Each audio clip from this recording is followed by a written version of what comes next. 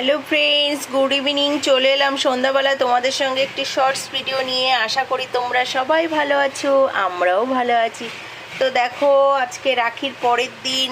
কালকে তো বিরিয়ানি করেছিলাম, খাওয়া দাওয়া সব কমপ্লিট। আজকে করব মাছের সর্ষে পোস্ত দিয়ে একটা ঝাল, আর করছি ডাল। এই দেখো, ডাল করছি, আর ভাজা আলু দিয়ে কুমড়ো দিয়ে ভাজা, আর এদিকে ভাত বসিয়ে দিয়েছি। আর একটা স্পেশাল জিনিস করব, এই দেখো নারকেল।